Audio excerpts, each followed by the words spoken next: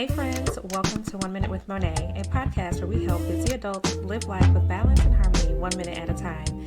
I'm your host Monet, owner of Time Managed LLC, a full-service concierge and personal assistant business in Atlanta, Georgia. Visit our website, timemanagedllc.com, for more information about our services.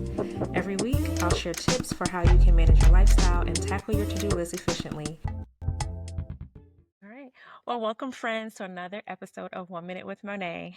I am so excited to have Dr. Lemont Churchwell with me here today. He is the Senior Advisor to the Chancellor on Inclusion and Community Outreach at Vanderbilt University. Thank you so much for being here, Dr. Churchwell. Glad to be here, Monet. Absolutely. Yeah, so tell us a little bit about yourself and what you do. Well, I think for this particular audience, I have been practicing cardiology for 40 years. I'm a general cardiologist trained in non-invasive cardiology, and my training goes back to my days at Emory University School of Medicine, where I did my internship residency, chief residency at Grady Hospital in cardiology training. I joined the faculty there after having a year of training in nuclear cardiology, fairly new field at the time.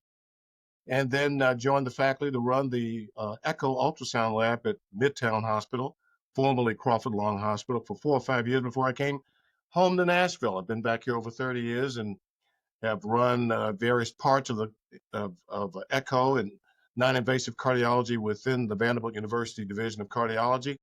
The other thing that's probably relevant is I also simultaneously, because I have so much free time on my hands, been working in the area of diversity, inclusion, and equity for roughly that same period of time, beginning back at Emory, initially as the first Black chief resident in medicine at Grady Hospital. And then from there as their inaugural diversity dean or minority affairs officer for the med school, and then culminating with my time and work here at Vanderbilt. You have an amazing background.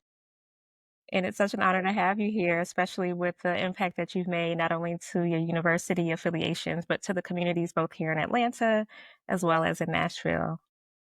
How did you become interested in cardiology as a profession? Well, for me, it's kind of interesting. My parents are not physicians. My mother was bless her soul, she's gone on to heaven ahead of us, was a first grade school teacher for years, 30, 40 years in the Nashville public schools. And dad was a journalist, a writer, an English major from Fisk.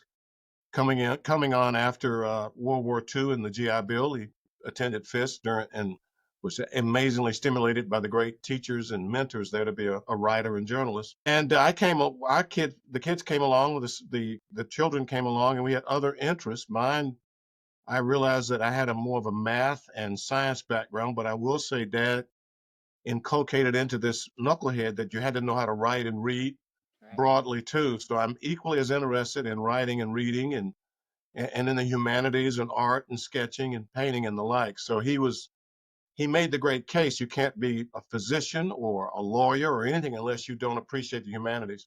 But I really love math and science and saw medicine as that great application of applying math and science to the care of the human being, to understand the human being's workings, the organ systems. And in particular, I evolved into engineering, seeing that as a way to apply math and science to solve human problems. And specifically, I was a biomedical engineering major at Vanderbilt, which means we really had to learn the heart and the body and the heart from a more engineering conceptual perspective. And that really fit beautifully in the way my brain operated. So it became a pretty easy decision to say, boy, I can understand the heart because it's a pump and all the hydraulics and the tubing and the flow and the resistances and impedances. All that stuff makes immense sense to me. And it helped me understand how the heart worked, but it also helped me understand how it connected to the other organs too. Mm-hmm. Awesome. What advice would you have for a youth today that may be listening, or a parent today that may be listening who can see some of the same things that you mentioned in their child? How can they inspire their child to really tap into the things that interest them, where they see their eyes light up in different Yeah, subjects? What do you think? you're absolutely right. Pay attention to what your children find exciting. Most children, really, from toddlers to childhood age, they are immensely curious. They have the curiosity of Leonardo da Vinci, the most curious man ever in the world, apparently. So says Walter Isaacson in his biography. And so if we don't impair that or try to hold that down or to in some way control their curiosity, they will gravitate to a number of things. And our job is to be sure that they're exposed to that, because you don't know what a young brain will want. And they may have multiple interests, and that's okay too. So I would say let the child explore, expose the child to art, music, science, math. To be honest, I kind of think kids probably have multiple interests. And there's so many polymaths out there that we've probably suppressed because we tried to pigeonhole them into this or that or the other. So pay attention to what they find exciting and bring the books, bring the videos, bring whatever it is. And over a period of time, as they move from childhood age to elementary school to junior high school, they will begin to gravitate towards those things that seem to be more exciting to them intellectually, that stimulate them, that make them want to be more creative in the way they look at problems. And so just kind of pay attention to those young brains. And as you say, watch those eyes light up and be open to change. Don't try to push them down one path or another. I mean, my dad let me kind of explore art. If you look on the wall back here, all these drawings and sketches are mine, and I use these. That's dad's sketch when in his 70s or 80s in the Fisk frame, the blue, royal blue and gold frame, and that's dad in his 30s when he had hair, not like me. And there's a sketch of one of my heroes, John F. Kennedy, right there that I did. Wow. So I think really let the child explore their right brain. We're all so eager to push them down that left brain path of math and science, and which is important. You have to have that to be able to solve problems. But boy, that's where the right brain is there, because it informs all of that with so much vigor and creativity from the art and the music and the drawing and the dancing that you expose them to. And so just be open to right brain, left brain interactions and right brain, left brain activities. Don't just be so, uh, parochial minded and just look at just math and science. See what with my 4-year-old grandson, I've been with him in my drawing room downstairs in the basement since he was 2 or so. And I had him down there drawing and following Papa's sketches. And now I watch him and wow, he's taken off. Yeah. And I'm going to do that with his 2-year-old daughter, his sister, because you just don't know. And I mean, there's all kinds of skills and talents and things in those little kids. Right, absolutely. An artist friend of mine says that anyone who can write can draw, but the problem is that we don't cultivate some of those skills that you need to really become a great artist from a very young Right, age. So if we teach right, children how to draw and do some of those creative activities from a young age, they can absolutely cultivate both sides of their brain. right. And the cognitive psychologists tell us some really important lessons that even if you're not a real skilled draftsman or a sketch artist, there's all kind of wiring connections made even when you're drawing badly. Because in your mind, you're seeing that object or that tree or whatever, and you're drawing it, and your brain is wiring and making connections that it can use in later activities. So just don't criticize it. If it doesn't look right, give it time, but it's doing things in a very important way that's driving those new connections that are forging relationships in your brain between your speech center, your auditory center, your visual, your cognitive centers, your motor centers. So just be open to the fact that the brain is very plastic, and just even if they can't draw like Jack Kirby or Michelangelo, that's okay. There's something happening that's really positive there. Right, right, absolutely.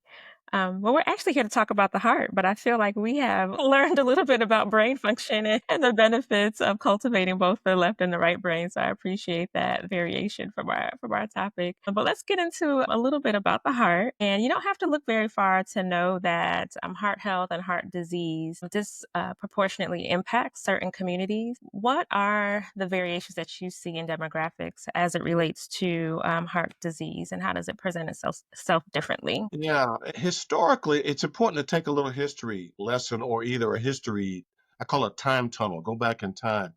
If you go back before, let's say 1980, even 1980, there was a thought out in the medical community, fostered mostly by white researchers who were epidemiologists, that Black people didn't die from heart disease. That if you look at the Evans County, Georgia study from the 1940s and 50s, which was most of the data that was available on Black people that came from not necessarily autopsies, but the signed certificate of death that we died mostly from alcohol, or we died mostly from cirrhosis of the liver from alcohol, or we died from trauma, killing each other. And it wasn't until 1985, literally, with Margaret Heckler, who became the Secretary of Health and Human Services under Ronald Reagan, that she actually had the CDC and the Center for Biostatistics do the work to actually collect the data from autopsy information, verified information of deaths throughout the whole country, but particularly the Southeast.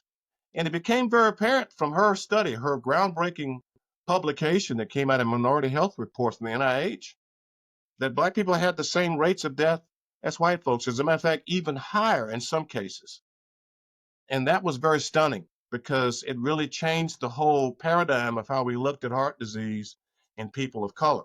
We began to appreciate by studying her data and then subsequent data from like the Jackson Heart Study that my buddy Herman Taylor worked down in the Jackson Heart Center for years, Heart Study for years, pointed out that the highest hypertension rates in the world run through the Bible Belt of the South, from western North Carolina through middle Tennessee to northern Alabama and Mississippi and Georgia, all over to Arkansas. So you have the highest rates of hypertension, and they're almost all were seen in mostly Black people.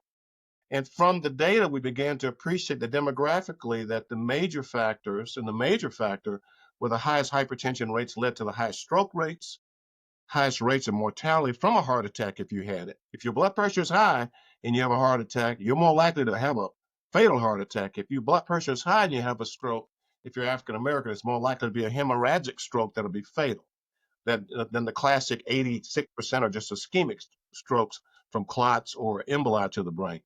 So it began to change our whole way of looking at it, and it forced it made the American Heart Association, American College of Cardiology begin the process of looking at specifically health disparities and particularly the cardiovascular health disparities.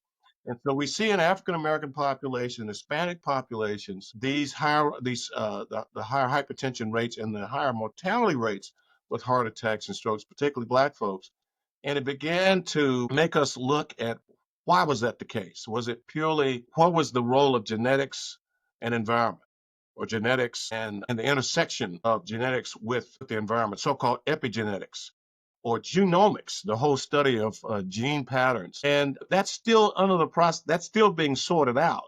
But we do know that our hypertension is more salt-driven, and maybe it's come, Elijah Sanders, a great University of Maryland hypertension expert, felt it was tied to Blacks being in the hull of those ships, enslaved Africans being brought over for months like cords of wood stacked up. Those that survived conserved what water and salt they were given, and that led to some changes in evolution in our kidneys and our absorption of salt. So we're much more salt responsive hypertensives than our white counterparts, and that alters the way we treat it. We need a diuretic, but my point is it gives some clue there.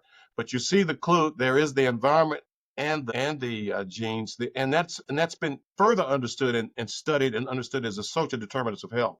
We've come full circle over the last 20 years to understand, along with the stressful environment that African Americans are under, the so-called psychosocial theory or model, where constant racism, constant systemic barriers to success that are thrown in our paths or paths of our Hispanic colleagues or people of color in general, wherever they are, our Native American colleagues, same type of thing, that can lead to constant elevations of norepinephrine, epinephrine, kind of the stress hormone theory, which is actually pretty true.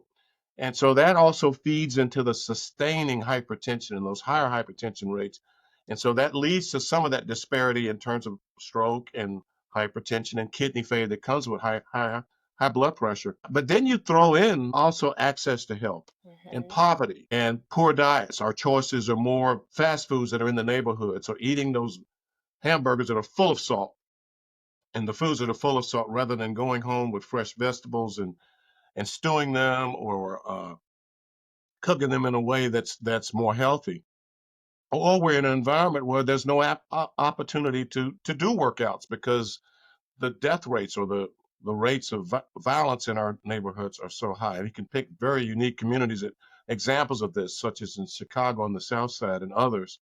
And so those social determinants of health have a lot to do with the disparities that we see in heart disease, but also other diseases too, whether it be diabetes, whether it be cancer rates of mortality that are higher in African Americans for any given disorder because of our access and our ability to pay for it, lack of money, lack of income. So those are clearly factors that can affect your genes because the environment will actually influence then the full expression of the illness. Wow, it's a lot of information in there, and it sounds like there's, of course, the socioeconomic factors that we're still dealing with today. But I think even from the beginning, we weren't even a population who were considered that could be impacted by heart disease or that And was your grand, important you to go even back look. and talk to your grandparents, they'll tell you, yeah, we saw people dying, and we never knew what they died. They would die at home suddenly. Well, they were dying of heart attacks and or strokes, and they just were not being tabulated, or the information was not being brought to the public health department in a way and studied in a way that actually was meaningful until just recently. To be honest with you, 1985 was a watershed year for the breakthrough in the recognition of health disparities. Right. And that wasn't that long ago, Not 40, that 40 long ago, years. Yeah, just 40 40 years years. How ago. about that? Well, you start doing the mathematics. When did the Voting Rights Act take place? When could we vote? 1965. When could black and white people marry? That's in the early 60s. I mean, so these watershed moments in the history of our African American and underrepresented or minority populations, they're fairly recent in the history of this country or the world. Right, right, absolutely. Now, when we talk to our grandparents or parents and have those conversations about our history, is it important still to know your family history as it relates to heart disease and heart health? Absolutely. Absolutely. Yeah. So given the unfortunate strong inheritance patterns of hypertension in African Americans, we have rates of hypertension and diabetes, for that matter, that are disproportionate to our white colleagues. And so these are two major risk factors for the acceleration of atherosclerosis. We always would say that, I mean, if you live long enough, you're going to have some atherosclerosis, just the nature of wear and tear. But the acceleration of the rapidity of early atherosclerosis and coronary events or stroke events or kidney events related to atherosclerosis are accelerated by the processes of hypertension and diabetes. And they also travel in groups with obesity. Obesity, with its insulin resistance from fat tissue around the central part of the body in the abdomen, is another major aggravant or risk factor for people of color in this country that lead to more premature development of hypertension related events, cardiovascular events, renal events, stroke events. And so these things are accelerants of this process of atherosclerosis, and it can occur earlier and occurs in a more devastating way, as I've mentioned. So I think knowing your family history, who in your family has hypertension, if it's endemic, present in your family, you better pay attention. It'll come on sooner. Very much so like triple negative breast cancer in African American women. You need to be, how about grandma? What did she die from? Was it breast cancer? Did other aunts die from it? You need to be right on top of these family histories to understand how you can take care of yourself. It leads to, if you're thoughtful about it, it'll lead to more earlier interventions by your primary care doctors, referring you to cardiologists if these conditions are very deeply prevalent in your family. And that's the way we can then intercede early and lead to a longer lifespan. As you probably know, the lifespans are different Mhm. for African Americans and whites and Native Americans and Hispanic people. White women live the longest. I think it's like 84, 85 years of age when it was last checked, though there have been some perturbations with those numbers because of COVID, but excluding that, they still live longer. And white men live into the late 70s and early 80s. Black women do live. You guys are living into the early 80s. Black men were stuck at age 69 Wow. for years, just until the last few years. And so those lifespans are clues or windows into health, Mhm. okay, and lack of health for bad choices around diet and the like, or inattention to blood pressure, which is a silent killer. Before it becomes evident with your kidneys or stroke. And so it's really these kind of things that, as a cardiologist, I spend every day talking to patients about, trying to bring that news to their attention. Yeah. Right. And what is the layman's term for, and I might say it wrong, atherosclerosis? And that's buildup of fat in the arteries. Atherosclerosis means if an artery is like this and it's wide open, if like you cut it through a cross section of the tube, atherosclerosis is the chronic buildup of plaque, which is mostly cholesterol plaque and gruel, calcium, and fibrous tissue that then narrows the lumen of your artery so that at a point when it reaches more than 70% narrowing, like that, how I started like this, typically you're going to start having angina because of the lack of blood flow getting through the artery when you're trying to run across the street or carry the groceries up the steps. All of a sudden, you start noticing severe chest pressure, choking, tightness in the chest that may go into the arms or the throat or the deltoids or the neck.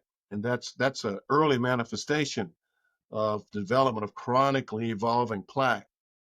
And that's atherosclerosis. I need to follow that by saying we certainly are very much interested in knowing about this progressive narrowing, but in most of us, the people that die suddenly on the street or at home, it's not that chronic plaque that's been changing and growing and narrowing for years. It's the plaque early, maybe like less than 50% narrowing of the artery, but it's full of lipid. So we call those vulnerable plaques because the covering of the plaque doesn't have that calcified cap to protect it from the blood flow that's racing through that artery. Okay. So the blood flow as it's going through that artery at a speed can actually rupture or lift that vulnerable plaque off. And when it does that, all these procoagulants or proteins are released in the bloodstream that lead to the sudden thrombosis, the sudden occlusion. So a chronically evolving plaque is good to know because it gives you the warning this person does have atherosclerosis, had it for many years. It takes decades, 20 plus 30 years to develop that chronically evolving plaque. But the associated sister plaques that are in the coronary tree, those things are the most vulnerable ones for the sudden death and the sudden acute heart attack that we talk about all the time. Right. So it makes the case that we want to treat them all. We treat both. And so modern treatment around blood pressure control to reduce that flow of velocity, to reduce the pressure in the artery that might rip the cap off, getting the cholesterol levels down low enough, particularly the LDL, low enough so that you don't have any lipid to put into a plaque. So early detection of elevated cholesterol, particularly lipoprotein cholesterol, LDL cholesterol in the younger person in the early screening period is really key because you can now prevent these events from occurring later on in life. Right, absolutely. So you've mentioned, going to the doctor, getting to know your numbers, but at times that might be a little intimidating, right? Because of some of the historical factors even, right? Because we may not be able to trust those doctors. We don't want any bad news. We'll That's say, okay, correct. I'm gonna lose 5 pounds and then I'm gonna go to the doctor. Can That's you talk right. to the importance No of question like about it. overcoming some of those barriers Yeah. to just get Well, there and get the numbers? the yeah, the health disparities that we're talking about, that's the end of the rainbow, right? Someone is now has end-stage diabetes and they're having amputations or they're having kidney failure on dialysis or having heart attacks. That's way down the road of chronically evolving disease. What we want, if we can't deal with the social determinants way back here with the access to health and getting the diet right or exercise in our community and being safe out there, then we still face an impediment by the time we get to the clinic because getting to the clinic alone doesn't get us all the way to fixing those problems way over here because we face, unfortunately, bias, the historical barriers that exist in medical care for people of color, whether it be overt racism or unconscious bias, where we have certain ideas about people who are different from us, and that has quietly informed how we make decisions or don't make decisions about care we give people. And we're more likely to not be as aggressive with people of color who come to a clinic. Or they may inadvertently come to the clinic and sense that that doctor, that nurse doesn't want to see them or take care of them in the vein. And so we do see, unfortunately, over the years, there are many, many studies that point out even when we get to care into the hospital or the clinic for the same condition, oftentimes people of color don't receive the same level of excellent care. And that's borne out in studies that show if someone collapses in the south side of Chicago on the street from a cardiac arrest versus in Hyde Park, the rich part of the town where very wealthy white people, the survival rates are different. Hmm. So there's a zip code issue related to access to care, whether it be urgent care or just standard care, and not being able to receive the needed care that you need early on. Preventive medicine is it's what we should all be about. Mhm. Right. Do you have any advice for what it takes to find quality health care? What should we look for in good doctors who are going to listen and take the time to encourage us to stay on top of our diet and our exercise? Right, right. Well, a couple of things. I mean, first off, talk to your friends in the neighborhood and your colleagues at church. Who has been the historic doctor that has been the one that has taken best care of their patients? You can do that just by taking people out to dinner or having conversations. That's really important. Number one. So that's one place to find a good doctor. The other thing is you can go online and see how doctors' health grades. That's a national company that rates doctors, and there's also a rating called Best Doctors in America or Top Doctors. You can look to get some sense of that. But more importantly, those that are interested in taking care of Black people who are white physicians, I think conversations with your colleagues that are going to these institutions. We do know, no question about it, that your follow up and your willingness to take medicines and your rates of return to the clinic are markedly improved if you have racial concordance between the caregiver and the person seeking care. So we clearly know the data does prove this evidence that shows that if you find a Black doctor and you're a Black patient, you're more likely to have the good follow-up, you're likely to return. I'll give you a study we did here at Vanderbilt and Meharry a few years ago.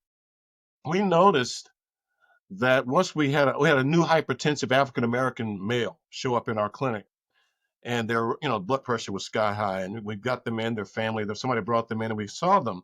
We initiated treatment and close follow-up. The rates of return to the clinic were dismal. They did not come back at the rates of their white colleagues, and therefore they weren't being treated. And so that's that end of the rainbow health disparity already beginning to occur, right? And so we talked to our colleagues at Meharry. That's a African American, historically Black medical school, treatment system, institution of great learning and notability, and they found the same problem in that neighborhood where the African American men were coming from, 37208. Their rates of return were lousy. So we sat down with our colleagues from Meharry and we met with the Meharry Vanderbilt Alliance research team to ask what can we do to enhance and improve the return of our Black male patients to the extent that we can then manage and control their blood pressures because our control was poor. They'd come back a year later with the same hypertension. Thank God they hadn't had a stroke. And so with the research team and the epidemiology team, they brought to our attention, well, Doctors Churchwell and your colleagues, you need to meet with the trusted folks in that neighborhood, in that zip code, with the barbers, with the clergy, the Black ministers, with the councilmen, with the hairdressers that all the Black women are going to. Okay? And we can bring that meeting together and bring you to them. And so we met with them and we presented the problem and they listened to us. And the key is they're part of the solution. Okay? Doctors, you need to put your clinic in our neighborhood that's close to where they are and place it in trusted locations that they're willing to come back to. So we began putting clinics, we began working with the clergy. We put a clinic in the basement of the largest African American church in that community. And all the pastors in their pulpit on Sunday would drive those young Black men or Black men to that clinic, or we would have them go to the neighborhood barbershop. We would train the barbers how to check a blood pressure Wow. with a digital machine. And with that trusted relationship, and we would have our team there, would start treatment, and they would come back because they get their hair cut every week. You follow what I'm saying? So finding a trusted servant or servant leader in the community and a location where people are more likely to return with great frequency, was all the difference. We actually published this in our African American fellow at Vanderbilt, who was our cardiologist, won the prize that year for young investigator work because the return to that clinic in the basement, the hyper was like over 95%, and over 90% of those Black men had their blood pressures controlled. Wow, that's such a beautiful story So because you're getting the And community so it is involved. known, it is well known, and I think many major medical centers recognize this as a way to address this unique health disparity. And it is a tool, is a method being used not just for this, but for breast cancer screening in beauty shops or other places that have that social capital that people believe that this is a trusting, because there is that issue that the syphilis study at Tuskegee and other horrific things that we've seen where Black people were used as experiments early on in trying to understand disease progression, lack of treatment of syphilis. I mean, it was horrible. Rainey's boy, the August Wilson play about the syphilis clinic down in Alabama. And so these are now ways that we're trying to get around that.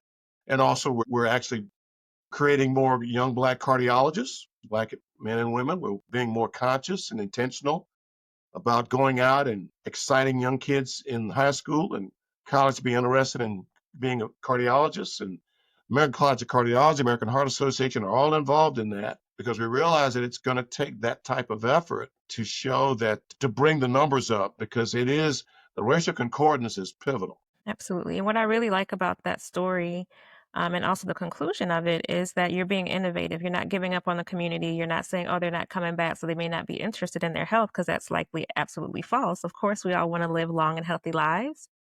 But by you being innovative and saying, okay, let's go to where the people are, let's go to places that they trust, and that's in the community.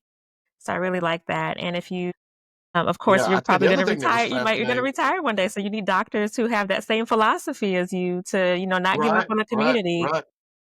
You Yeah. need those One doctors thing we found to too follow suit. is that the barbers were even more engaged because we included them in checking the blood pressures Mhm. and knowing how to check a blood pressure and working with our cardiac pharmacy team that would come to the barber shops on.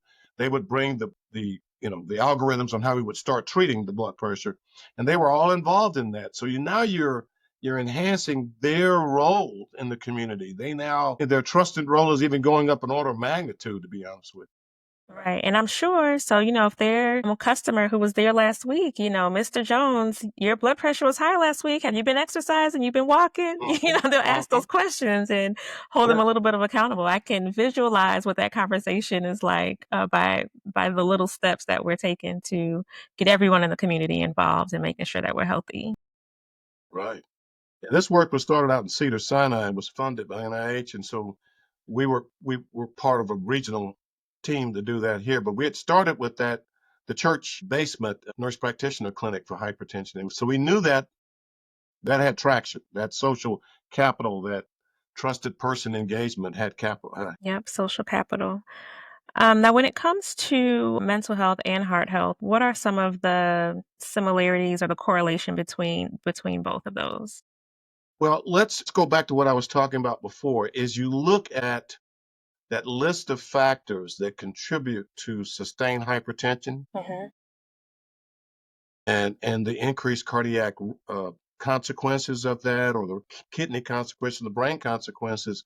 One of the key drivers is psychosocial stress. That people are constantly dealing with racism, whether it be microaggressions, whether it be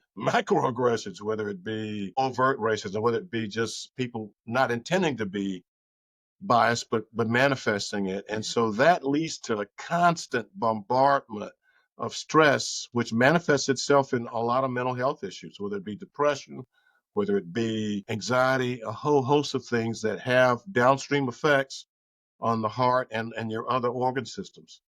So mental health and having a positive outlook and being able to manage the living consequences of being a dark person in America is really pivotal. So exercise, finding ways to mitigate your stress. Maybe that, for me, that's stopping in 5 minutes in the day and listening to Louis Armstrong singing, barbecue, strutting with barbecue, or singing Mac the Knife. You need to find, or listening to Mahler's Fifth Symphony for, the opening. You need to find those things that are stress reducers in your life. Getting 8 hours of sleep is pivotal. If you're not sleeping well, your blood pressure will. One of the causes of resistant hypertension, not just in the Black population, but across this country, is inadequate sleep. Mm. If you're not getting adequate sleep, then the cardiovascular system is not resting. And when you get up and start moving around the day, your blood pressure goes up by 5 or 10 points. And so we have found, my goodness, controlling stress, getting 8 hours of sleep can actually help normalize your blood pressure. No mention about obesity and sleep apnea, obstructive sleep apnea, what that's doing too. But we do know that. So For people who, all of us that are engaged in the world, a lot of stress out there. And so all of us, white, black, green, or otherwise, need to find those unique ways that you're able to mitigate and reduce stress and allow you those moments where the blood pressure comes down, heart rate comes down, and more importantly, you're getting adequate sleep. Absolutely. Just imagine not getting adequate sleep, your blood pressure medicines don't work as well. So you may I didn't know that. you find the doctors layering and adding more blood pressure pills. But if they got 8 hours of sleep for the next 3 or 4 weeks, you say, "Oh my God, I need to reduce some of these medicines here." Right, that may be the root cause, the sleep, right? Hmm. I actually have short story. So last year, actually, yeah, it was last year. I was trying to think of time is flying by so fast. So I get my years are all starting to run together. But recently, my husband had a scare. He wasn't feeling well. Went to the emergency room. His chest was hurting. Also had some headaches. Was waking up feeling a little loopy and went to the emergency room. They didn't find anything. So blood pressure looked great, but he just didn't feel well. So a couple days went by, still not feeling well, no fever. Again, went back to the emergency room. And as a wife and his advocate, I said, well, let's just run all the tests. Maybe they're missing something. So are you getting your Well, the kids are EKG? Let's important. do a stress test. Like let me just go down on all the let's go down the list of all of the things that could be possibly wrong with you. And to make a long story short, it ended up just being anxiety. However, some of those symptoms were presenting themselves as something was wrong Yes. with his heart or perhaps a stroke or something neurological. So it was really interesting to go through that and then end up understanding that it was anxiety, which was interesting that it Actually, I kind of just mentioned that's a contributor to the cardiovascular profile. Whether your ability to not manage the stress, and it manifests itself in anxiety, where you're pouring out adrenaline and your heart rate goes up, your blood pressure goes up. I will also say, in the midst of that, that's probably because we have more disproportionate obesity in the African American population. We see a lot more sleep apnea, obstructive sleep apnea, just because of the size of our neck. We're not sleeping. We're not getting to sleep because when we're trying to sleep, our airways close and our oxygen levels falls, and our response for that is to push our air open, and we had that huge snore or roar that your mate is manifesting at night. When they stop breathing, they pop their airway open by roaring. That can be a cause of morning fatigue. That can be a cause of lack of energy during the whole day, and it can be cumulatively a cause that leads to more hypertension, can lead to congestive heart failure, there are other things that can occur with untreated obstructive sleep apnea that become real problems. Not just the fact that you're having to sleep in another bed because your partner is waking you up every 10 minutes. And so these are really important. I will never forget when I was an intern at Grady Hospital, those many years ago, the first paper from the University of Florida that came out in the New England Journal of Medicine about the role of sleep apnea as a cause of obesity and hypertension and heart failure. And we had not really understood that well until the Dr. James Wynn wrote about it. And we began kind of paying attention to that. And we had a guy who was over 500 pounds that came to the hospital in congestive heart failure. And so this huge gentleman, fluid, kind of actually legs swollen, very out of breath, heart rate high, blood pressure sky high. We kind of determined he had obstructive sleep apnea. He may have had hypertension. He may have some other things, diabetes, but he had really, because we would watch him at night in the bed and he would stop breathing for like a long, scared us enough to go over and wake him up. Hey, wake up. wow. And so we did the studies that were outlined by the University of Florida. And in fact, he would stop breathing for a number of minutes. And his oxygen level, your oxygen level right now is about 100% oxygen. If I put a little finger oximeter on your finger, well, if you stop breathing long enough, it'll get down to 80s. His got down to the high 70s Wow. before his body woke up enough and pushed it. And you can imagine when your oxygen level gets low enough, it excites the sympathetic nervous. The brain is saying, hey, I'm dying. Let's pour out adrenaline. Let's wake this guy up. So all those things that normally should be at low levels at night when you're resting and sleeping, they're coming in surges every hour or so on this guy. So we didn't have new tools. The CPAP machine was not invented. This thing that opens up your airway by pushing pressure in. We had to do a tracheostomy on him Oh my goodness. right there, tracheostomy. And that allowed him at night, when he would lie there, we just put an oxygen tent over and he would just breathe normally, no obstruction. He'd wake up because all of the obstruction was his tongue and his tonsils up here. And when he came back to see me a year later in the clinic, he was down to 190 pounds. Oh my And goodness. I didn't recognize him. And we had to take away all his blood pressure medicine and his diabetes medicine because all of that had resolved. And so it's a really important disorder for us to pay attention to in our obese colleagues and siblings and partners and significant others, that if they have a bad snoring history, this is a condition that can be treated now. There's this Inspire device, and I'm not going to go into all that, but there are ways to treat this that can resolve those symptoms. You lose weight, your diabetes is better, and your blood pressure is better. Wow, what an amazing comeback story. Yeah, that was we were shocked. That's still the most amazing case of sleep apnea I've seen. I've seen variations of that, though. Yeah.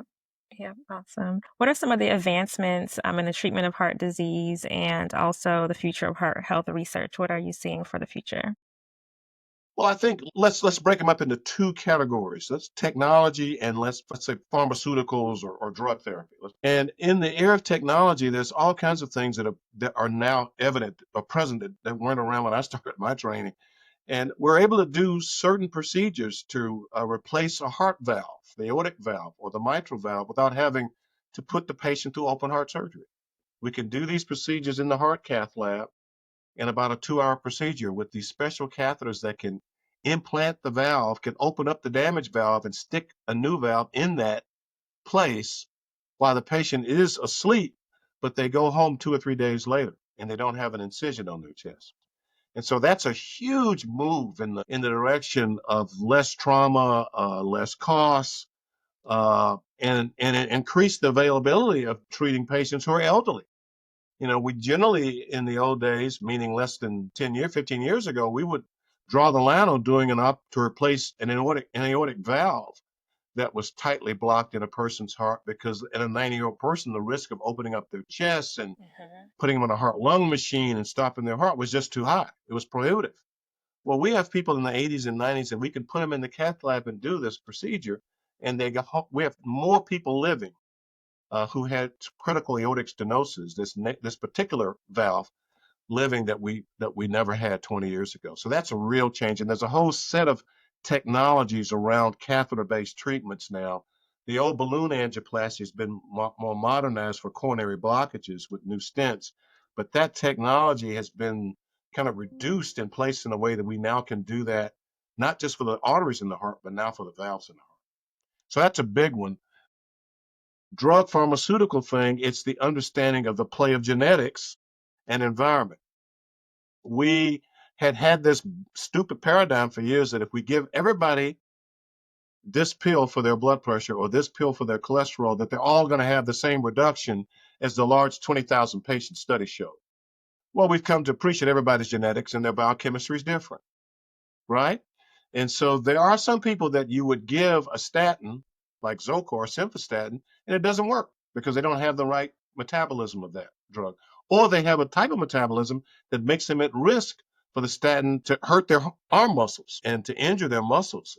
But if you draw the blood tests on them and send it to our pharmacodynamics lab, we run their DNA and we can tell that they have that gene deficiency or problem that would make them more susceptible to have side effects. One of the more dramatic things we have learned in the last 30 years about this so-called pharmacodynamics, or precision medicine it's now called, being able to give the right drug to the right person at the right dose, is when we're doing stents, people coming in with near heart attacks with severe chest pain, we open up their arteries and place them on aspirin and Plavix. These are drugs that prevent the stent from clotting. But we had about 2% people who would have the stent done that they came back in immediately with a heart attack. And we didn't understand why was that 2% coming back and everybody else went home and we didn't see them for like weeks and months. It turns out that those people who were having sudden clotting of their stents, the Plavix wasn't working. They didn't have the liver enzyme that metabolizes Plavix into its active form that prevents the platelets from clotting the stent. So now we test that on everybody that comes into Vanderbilt that's having an acute coronary event to see, do they need another drug that gets around that particular liver enzyme problem, more expensive, but if you know it, then that person won't be that 2%. There's a whole host of drugs that are common drugs that we're analyzing that clearly point to the fact that people's biochemistries are genetically determined and are not the same, whether it be black, white, or otherwise. And so precision medicine is a huge new boon in terms of us understanding how to use the right drug for the right person at the right time. And then, of course, just the giant swell of medicines that we have found that have become more effective in treating heart disease, like the statins. And they've revolutionized the simvastatins, the rovastatins, the atorvastatins. We have found in the high risk person, if they're placed on that medicine, it can reduce their chance of having a heart attack or coming back to the hospital with an unstable heart situation. And that wasn't present when I was a young intern, those many years ago. Yeah. So there's a host of medicines, particularly medicines also for immunosuppression. We have another host of medicines and drugs that are treating genetic conditions of the heart, like hypertrophic cardiomyopathy, a cause of sudden death in young men and young women who play sports. We're finding there are new ways to approach that, to treat that medically or with certain types of devices in the cath lab so they don't have the subsequent high risk for having a sudden death. The actual defibrillator that we have found that detects if the heart goes into a fatal arrhythmia has been a major boon that we've given young people with this condition to live longer and healthier lives. Awesome. This has been such an amazing conversation. Is there anything that we haven't talked about or any parting words that you want to give our audience? Yeah, I would say that I am just terribly excited about the advances we're seeing in genetics and cardiac disease, or the advances in new technologies, smaller technologies.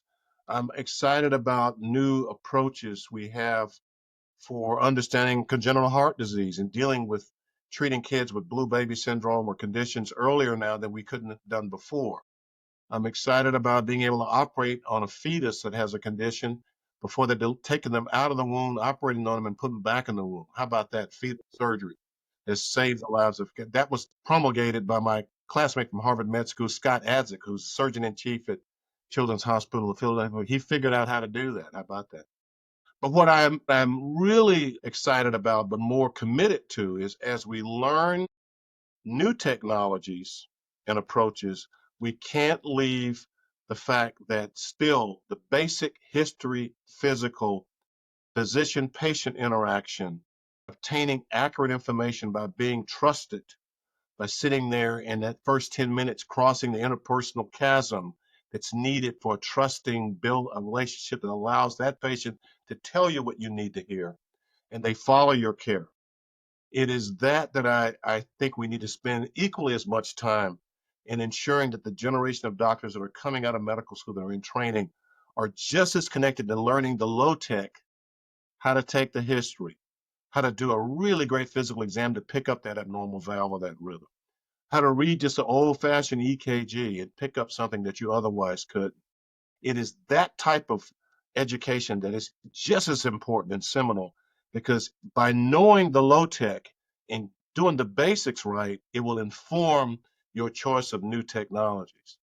If you don't know how to block and tackle, then you'll just throw everything at the patient because you have no clue what the patient has. So basic blocking and tackling of accurate history, building a trusting relationship, recognizing, as my great teacher Willis Hurst said, you best serve your patients by giving each patient a tiny piece of yourself, Andre, Hmm. so that they feel like you're that committed to them. Yes. And in doing those types of things really well, it'll inform your decision making on the more expensive, high technical side and reduce risk of technical procedures that don't need to be done, but do the tests that only need to be done. Right. Yes. Right, right. So we're all going to do our part, medical professionals do their part, me as a part of the community and as their patient, I'm going to commit to exercise and taking care of my mental health, making sure I show up to my doctor's appointment. So if we all work together, then we'll be able to kind of eradicate some of the things that we're having, that we're I think seeing you're right. as it relates I think you're right. to Yeah. heart health and heart disease. So where can we find you if we wanted to get in contact with you? Are you on social media or LinkedIn? Well, no, I'm not a social media guy, but I'm here at the Vanderbilt Heart and Vascular Institute, as my colleagues are, and they just need to go online and reach out to the Heart and Vascular Institute, and we will look to take care of them. Amen. Absolutely. Thank you so much for being here. And I appreciate your time, all of the extensive knowledge that you shared with us today. And I'm also appreciative of the impact that you've had on your community there in Nashville, here in Atlanta, and throughout your career. So thank you so much. Thank you. Thank you. Appreciate that very much. Have a great day. Take care. All right. Thank you for joining me this week. Let's continue the conversation on social media at 1 Minute with Monet on all channels. Also, don't forget to like, follow, and subscribe to our podcast on your favorite platform. Until next time, be well and be balanced.